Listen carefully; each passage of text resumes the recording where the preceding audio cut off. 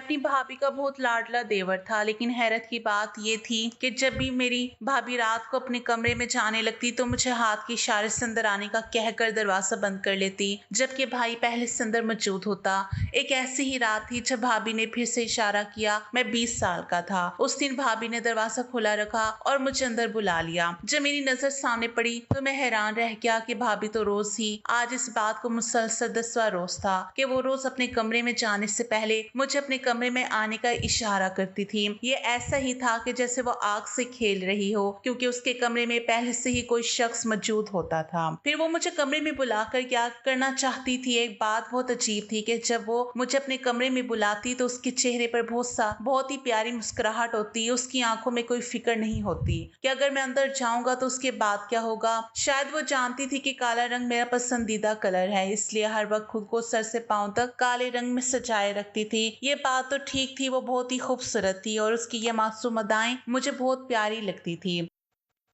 मैं उन अदाओं को एंजॉय करता था, कभी खुद से ही शर्माता, कभी दूर दूर से उसे देखता। एक अजीब सा सुरूर मिलता था उसकी इन अदाओं को देखते हुए, लेकिन अब मुझे उसकी ये हरकतें खौफजदा कर रही थी, क्योंकि ना तो उसे इस तरह करना चाहिए था और ना ही मुझे, क्योंकि वो लड़की जो मेरे घर में रहती और मुझ पर दिन रात डोरे डाल रही होती थी कोई और नहीं बल्कि मेरी सगी। मेरा नाम अली है। हम घर के 4 लोग थे। मैं सबसे छोटा था और मुझसे बड़ा मेरा भाई, कोई बहन नहीं थी। और मुझे हमेशा से ही बहुत शौक था कि काश मेरी कोई बहन होती, लेकिन मेरी पैदाइश के बाद मेरी माँ बच्चे पैदा करने के काबिल ना रही और मुझे कोई छोटी बहन नसीब ना हो सकी। मेरा भाई मुझसे बड़ा था। जब मुझे पता चला कि उसकी शादी करने लगे हैं तो मैं बहुत खुशी से झूम उठा। इस घर में बहुत देर बाद कोई तकरीब होने वाली थी और दूसरा ये भी कि इस घर में कोई एक नया फर्द आने वाला था, वो भी मेरी भाभी। मैं बहुत खुश था कि चलो घर में रौनक लग जाएगी, भाई की शादी होगी, भाभी आ गई और साल 2 साल बाद घर में बच्चे खेला करेंगे। वरना तो ये हाल था कि मेरे वालिद अपने कमरे में बैठे रहते थे, अम्मी सारा दिन काम में लगी रहती थी, भाई सुबह ऑफिस जाता तो रात को ही वापस आता। मैं जब घर आता तो सब अपने अपने कमरों में होते। घर में इतनी खामोशी होती थी। शादी की तैयारियां शुरू हो गई। रिश्ता देखा जा चुका था। लड़की बहुत ही प्यारी थी और इससे पहले कि भाई को तस्वीर दिखाई जाती, मैंने अपनी अम्मी के हाथ से तस्वीर खींच ली और सबसे पहले मैंने ही उससे देखा। उसका नाम सुमेरा था। वो वाकई बहुत खूबसूरत थी। मैंने अपने भाई को तंग किया कि इस लड़की के साथ भाई की शादी कर रहे हैं तो कोई अच्छी शक्ल की लड़की ले आते। देखो मेरा भाई फंस गया। मैंने बहुत इंजॉय किया। फिर अपने भाई को तस्वीर दिखाई तो उसे भी वो तस्वीर अच्छी लगी। वो सबके सामने खुश तो नजर आ रहा था, लेकिन इतना खुश नहीं था कि जितना उसको होना चाहिए था। शायद वो शर्मा रहा था। भाई की मंगनी होने की देर थी कि भाई के तेवर ही बदल गए। अब वो हमेशा फोन पर बात कर रहा होता था। मेरी होने वाली भाभी की एक छोटी बहन भी थी, शायद उसने भाभी का नंबर भाई को दिया था और दोनों एक दूसरे से बातों में लगे थे। मुझे तो ये बात पसंद थी कि चलो अच्छा है, दोनों ने जिंदगी गुजारनी है तो आपस में बातचीत हो जाए, लेकिन हमारे घर में ये बात पता चल जाती तो बिल्कुल भी अच्छा ना होता। इसलिए जब मुझसे कोई पूछता कि भाई कहाँ है तो मैं भाई की साइड लेता और कहता कि वो सो रहा है, ये काम कर रहा है, जबकि मेरा भाई फोन पर बातों में मसरूफ होता था और हंस हंस कर बातें करता था। उसको इतना खुश तो मैंने आज तक नहीं देखा था। मैं भी खुश था कि शादी हो गई, शादी में लड़कियां होगी, तांग झांक का मौका मिल जाएगा। अपने भाई की शादी है तो थोड़ा नाच लूंगा, इसी में मेरी इंजॉय थी। बस यहीं तक थी मेरी खुशी और खुशी इस बात की थी कि शादी हो रही है तो इसके बाद मेरी ही बारी है। हमने भाई की शादी करवा दी और भाभी को घर ले आए और वो भी बहुत अच्छी थी, सबसे बहुत इज्जत से पेश आ रही थी। हमारे घर में एक रस्म होती है जिसमें देवर भाभी का घुटना पकड़ कर बैठ जाता है और जब तक भाभी उसको पैसे नहीं देती तो वो घुटना नहीं छोड़ता। वैसे तो मैं काफी बड़ा था, लेकिन मुझे भी ये रस्म करनी थी। मैं अपनी भाभी से भी उम्र में बड़ा था। मेरी भाभी शायद 20 साल की होगी। मेरे भाई की तो लॉटरी लग गई थी, कम उम्र लड़की से शादी हो रही थी, वो भी इतनी हसीन। जब मैंने अपनी भाभी का घुटना पकड़ने की कोशिश की तो मेरी भाभी अचानक चौंक गई। मैंने अपने हाथ नीचे कर लिए और उनके जूते पर हाथ रख दिए ताकि उनको मेरे हाथों से कोई अजीब एहसास ना मिले, और मुझे भी अजीब लग रहा था और शायद उनको भी। मैंने भी भाभी से कहा कि मुझे पैसे चाहिए। सब लोग शोर मचा रहे थे, काफी अच्छा माहौल था। मेरी भाभी ने मुझे 10,000 दिए, तब जाके मैंने उनके पाँव छोड़े। मुझे सब कहने लगे कि भाभी का घुटना पकड़ना होता है, पाँव नहीं। तुम तो पाँव पकड़ के बैठे हुए थे। मैंने कहा कि चाहे पाँव पकड़ा था या जूता, पैसे तो मुझे मिल गए हैं ना। मैंने ये बात मजाक में उड़ा दी, लेकिन रात को एक बहुत ही अजीब हरकत हुई। मुझे नींद कहाँ आई थी। मेरे कुछ दोस्त वगैरह आए हुए थे, लोग बाहर बैठे गपशप कर रहे थे, लेकिन जब मैं अंदर कमरे में कोई चीज लेने आया तो मुझे भाई के कमरे से कांच टूटने की आवाज आई। मैं हैरान हुआ कि आज उनकी सुहाग रात है और फिर ये तोड़ फोड़ की आवाज कहाँ से आ रही है। सोचा कि शायद गलती से कुछ गिर गया होगा। फिर सोचा कि दरवाजा खटखटा कर पूछ लेता हूँ दोनों ठीक तो हैं, कहीं कोई नुकसान ज्यादा तो नहीं हो गया। लेकिन फिर ऐसा करता तो बदतमीज सी लगती। चुपचाप वहां से चला आया, क्योंकि अगर अंदर जाता तो उन्होंने यही समझना था कि मैं मजाक में उनको तंग कर रहा हूँ। फिर मेरा ऐसा कोई इरादा नहीं था। मैं समझता था कि शादी के शुरू के दिन मियाँ बीवी के लिए कितने जरूरी होते हैं। भाई की शादी में मुझे एक लड़की पसंद आ गई थी जो भाभी की तरफ से रिश्तेदार थी। सोच रहा था कि कुछ दिन अपनी अम्मी से जिक्र करूंगा कि उसके बारे में, और अगर मुनासिब लगे तो उसके घर रिश्ता भेजने के लिए कोई चक्कर चलाया जाए। लेकिन ये बात आसान नहीं थी। हमारे घर में बहुत सख्ती थी और हमारे खानदान में आज तक किसी ने पसंद की शादी नहीं की थी। हमेशा माँ बाप ही लड़की को देखते और रिश्ता पसंद किया करते, फिर चाहे बेटा हो या बेटी। भाई ने भी तो दूसरी कोई बात नहीं की और तस्वीर देकर हाँ कह दी थी। लेकिन भाभी तो इतनी खूबसूरत थी, कोई बेवकूफी उनको इनकार करता। भाई और भाभी की शादी को 15 दिन गुजर गए। कभी घर में दावतें होती, कभी मेहमान आ जाते, कभी कोई दुल्हन को देखने आता, कभी हम किसी के घर चले जाते। दिन बहुत अच्छे गुजर रहे थे। मेरी अपनी भाभी से बहुत दोस्ती हो गई थी। हम लोग बहुत देर तक बातें करते करते रहे। जब तक भाभी किचन में खड़ी होती तो मैं भाभी के पास से खड़ा रहता और कोशिश करता कि उनसे से ज्यादा बातें कर सकूं, क्योंकि मुझे उनसे बातें करना बहुत अच्छा लगता था। वो बहुत अच्छी थी और वो मेरी लाडली भाभी बन गई थी। लेकिन फिर कुछ ऐसा होने लगा जिसकी उम्मीद नहीं थी। ये मैच का सीजन चल रहा था और टीवी सिर्फ लाउंज में रखा गया था। लाउंज के बिल्कुल सामने ही भाई के कमरे का दरवाजा था और पीछे की तरफ अम्मी अब्बू के कमरे का। मेरा कमरा दूसरे फ्लोर पर था। मैं टीवी अपने कमरे में नहीं ले जा सकता था और मैच देखे बिना मेरा गुजारा भी नहीं था, इसलिए मैं इधर बैठकर मैच देखा करता था। लेकिन एक दिन मैच देखते हुए हैरान व परेशान रह गया। मेरा भाई भाभी से बहुत काम करवाया करता था। कभी मेरी भाभी भाई के लिए कबाब बनाती तो कभी उसकी पसंद के खाने, और रात को तो चाय के बिना उसका गुजारा नहीं था। रात के 12 बजे का टाइम था। भाभी किचन में चाय बना रही थी। वो कमरे में चली गई और फिर से वापस आई, लेकिन जब वापस कमरे में जाने लगी तो उसने एक बहुत ही अजीब हरकत की। उसने दरवाजे की आड़ में खड़े होकर मुझे अंदर का इशारा किया। मैंने कहा, जी भाभी कोई काम है आपको? मैंने कहा। उसने मुझे चुप रहने का इशारा किया और कहा कि अंदर आ जाओ, लेकिन वो बोली नहीं, पर उसके इशारे का यही मतलब था और मैं समझना नहीं इस बात को मैंने अंदर जाकर क्या करना था। और भाभी जिस अंदाज से मुझे बुला रही थी वो अंदाज कुछ ठीक नहीं था। मैंने भी इशारा कर दिया कि मैं मैच देख रहा हूँ और दरवाजा बंद करके वापस चली गई। लेकिन मैं सोचता रहा कि वो मुझे अंदर क्यों आने के लिए कह रही थी। अगर भाई को मुझसे कोई काम था तो वो खुद मुझे आवाज देकर बुला सकते थे, या भाभी को मुझसे तो कोई काम था तो वो मुझे बता सकती थी। लेकिन वो मुझे अपने कमरे में आने के लिए क्यों कह रही थी, जबकि उसका अपना शोहर भी कमरे में मौजूद था। अगले दिन मैं कमरे से बाहर निकल रहा था और भाई घर में आ रहा था कि हम दोनों एक दूसरे से टकरा गए। भाई के हाथ में कुछ तोहफे थे जो जमीन पर गिर गए। जब मैंने देखा कि शॉपर में क्या है तो मैं हैरान रह गया, क्योंकि उसमें बहुत सारे तोहफे, परफ्यूम और मेकअप, न जाने क्या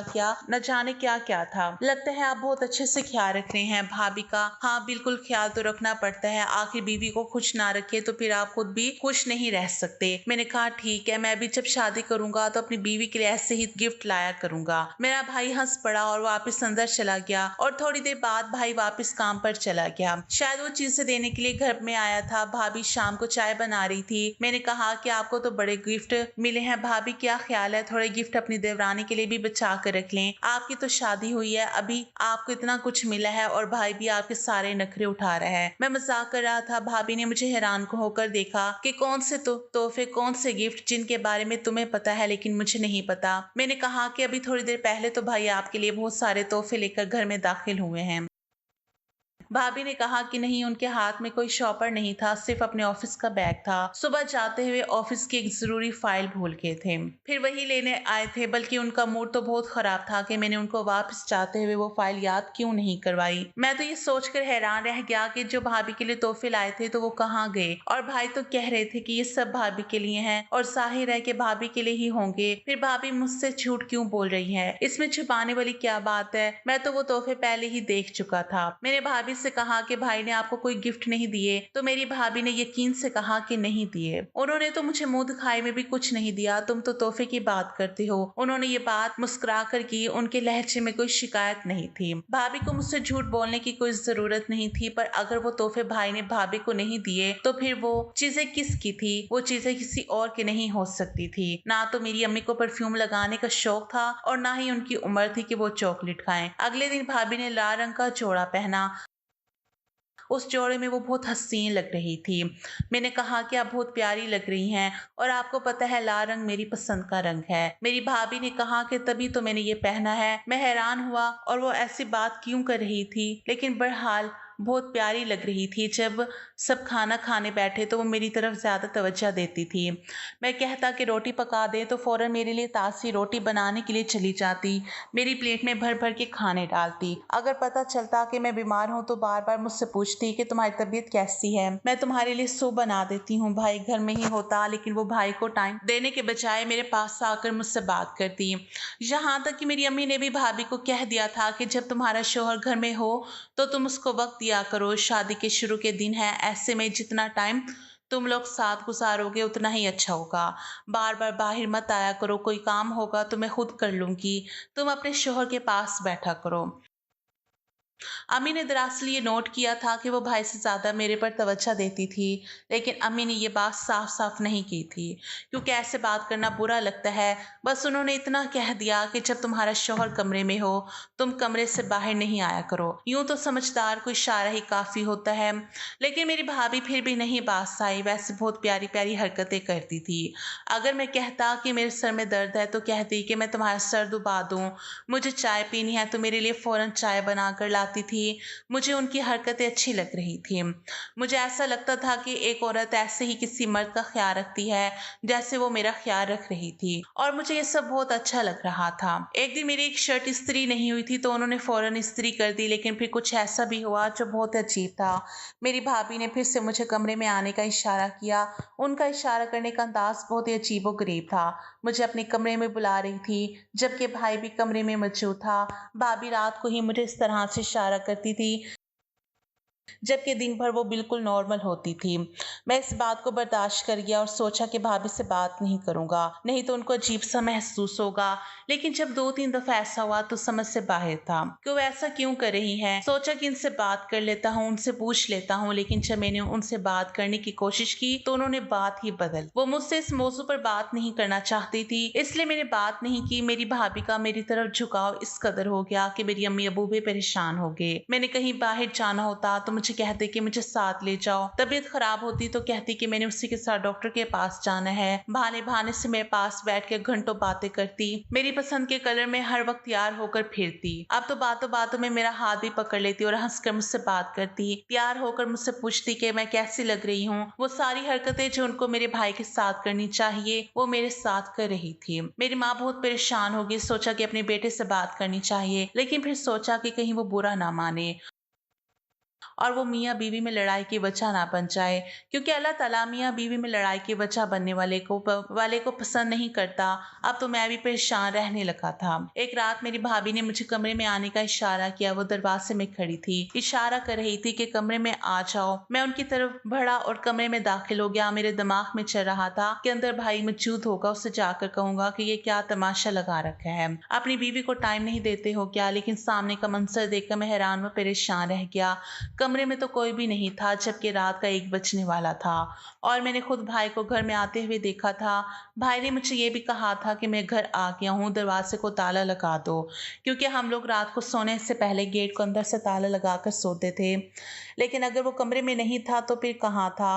मैंने भाभी की तरफ देखा और कहा कि भाई कहाँ हैं, तो वो फूट फूट कर रोने लगी। कहने लगी मुझे तुमसे बहुत जरूरी बात करनी है, तुम्हें कुछ दिखाना भी था, इसलिए मैं बुलाती थी पर तुम आते नहीं थे, पर शुक्र है आज तुम आ गए। मैं तुम्हें बताना चाहती हूँ जो शायद मुझे तुम्हारे माँ बाप को बताना चाहिए, लेकिन मैं उनके सामने बात करने की हिम्मत अपने अंदर नहीं पाती। तुम्हें हमेशा अपना दोस्त समझा है और आज भी यही समझकर बात करी हूँ। तुम्हारे भाई ने शादी के दिन ही मुझे एक बात कही थी और वो बात उसने मुझे ये बोलकर कही थी कि मैंने किसी को बताई तो वो मुझे तलाक दे देगा। इससे ये मामला बहुत नाजुक है, तुम्हें मेरी मदद करनी होगी। मैं पूरी तरह मतवज्जा था। मैंने भाभी को कहा कि वो रोएगी नहीं बल्कि आराम से मुझे बताएगी कि बात क्या है। मैं पूरी कोशिश करूंगा कि मैं उनके लिए क्या कर सकता हूँ। फिर भाभी ने मुझे जो बात बताई मैं सुनकर हैरान व परेशान रह गया।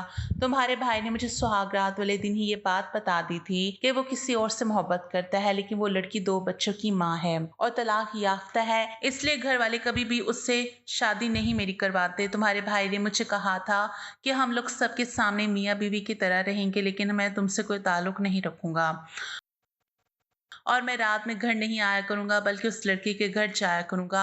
तुम्हें सबको यही ज़ाहिर करना होगा कि मैं बहुत खुश हूँ और घर में ही होता हूँ। हमारे रिश्ते में कोई प्यार नहीं। तुम्हारे भाई ने मुझसे पहले कभी बात नहीं की थी। मैंने उसे फ़ोन करने की कोशिश भी की थी। मेरा उस रिश्ते में बहुत दिल था। ऐसा नहीं था कि मैं किसी और को पसंद करती थी, लेकिन तुम्हारे भाई की हरकतें मुझे पहले ही मशकूक लग रही थी।